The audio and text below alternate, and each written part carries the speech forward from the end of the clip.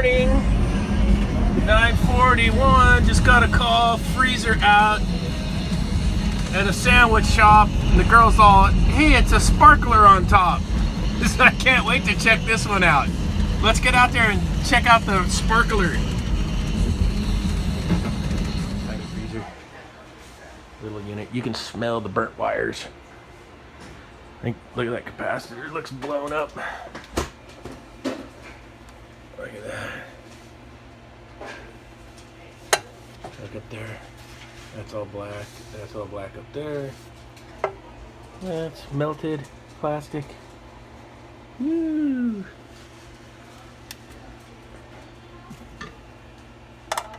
I got the breaker off. Let's see what we get into here.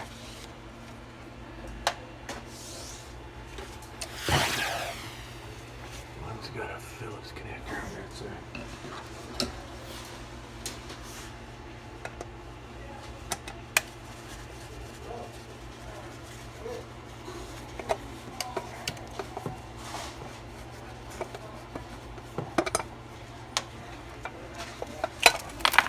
Whoa! Looky there. Wow! Is that a mouse?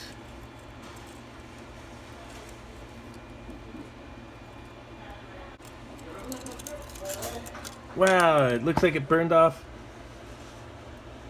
the overload.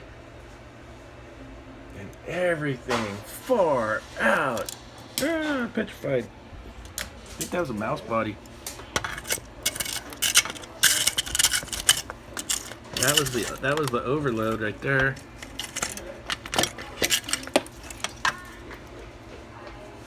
Man, those look like the compressor terminals, but man, you gotta be real careful if it's under pressure and they're burned up like that.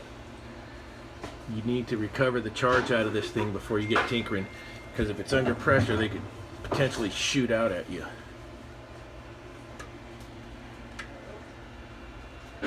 Okay, that's where I got it too.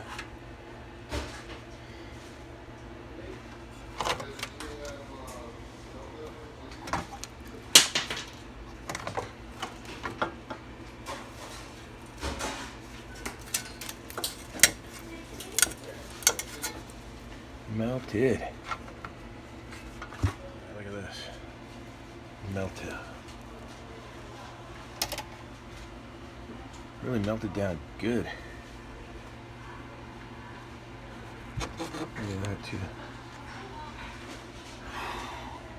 Okay, so I've cleaned out all this area. I got all the wires back here out of the way. Now I'm going to ohm this out. So we're at 2.4 there. Take it to there. Ooh. 0.2.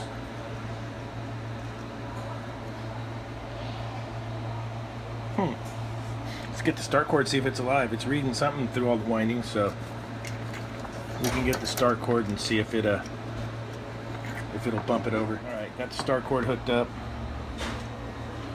See what happens.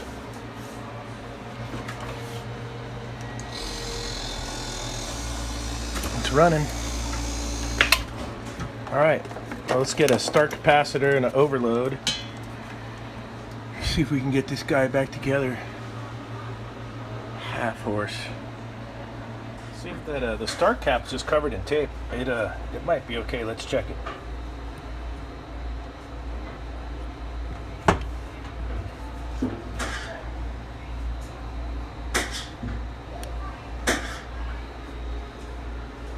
.236 microfarads. Yeah, it's still good. Sweet. We'll take the cover off of the contactor. You can see where the trouble started. Look at this crappy connection right here. Look at this. Garbage. So that probably caused this, which probably helped add. So here's another tip for the new guy. So that Copeland had put a 3-pole contactor in there from the factory. All you really need to do is move these two terminals over to this leg. There's nothing wrong with the middle one because it had good connections. You could move it over here if you didn't have one on the truck. See that? So you always want to make sure you keep some flag terminals on your truck for the Copelands. 998-002100 is the part number. And there they are.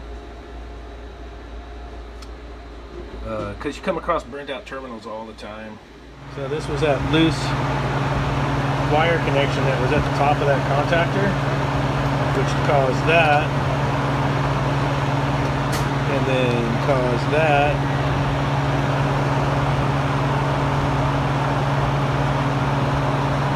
I don't think that was a mouse in there. I think that was just fried up paper from the overload and stuff. And I think this is what caused it all right here, and then you ended up with melted wires and stuff. Look at that.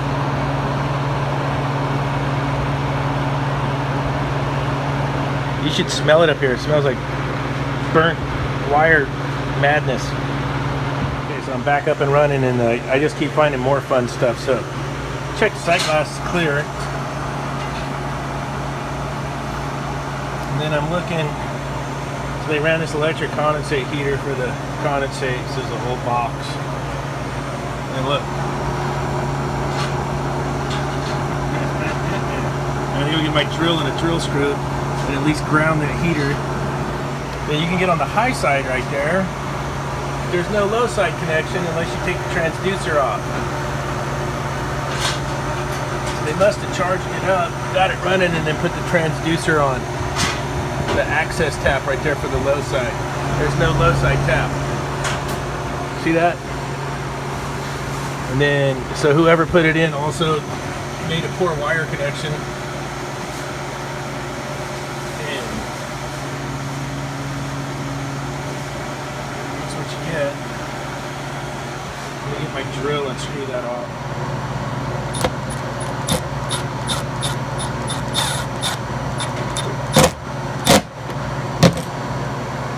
That was real hard.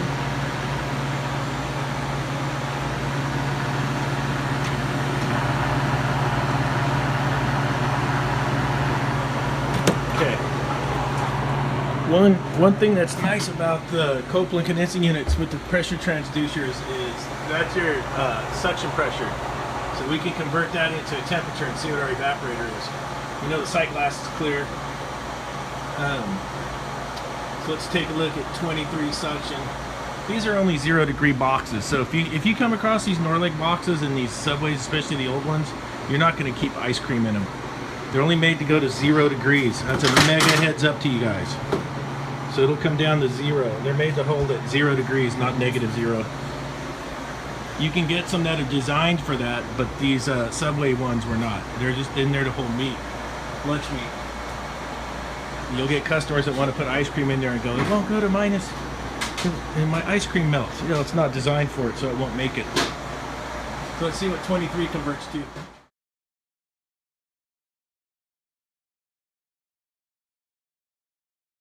So 23 for 404A comes out to a -11 evaporator. So that'll get us to a 0 degree box. So it lives, it's a Saturday. I gotta get moving. My daughter's got a roller derby game I gotta get to. So let's get over there right now. Let's do this. Let's go, 24.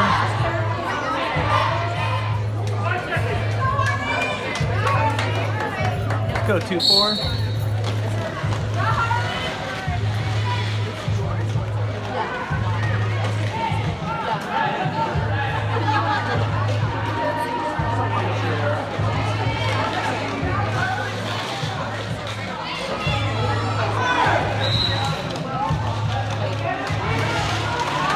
Go 2-4.